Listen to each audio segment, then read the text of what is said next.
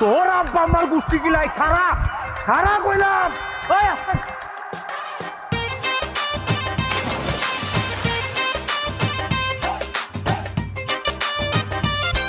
উঠায় উপরে উপরে গেলাম উপরে।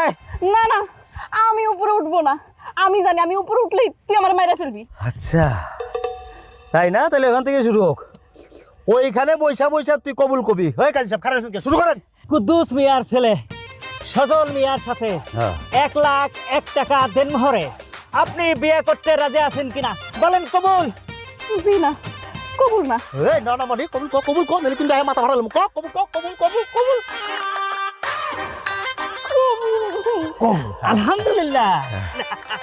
আরেকবার বলেন। কবুল আলহামদুলিল্লাহ। আরেকবার। কবুল। মাশাআল্লাহ।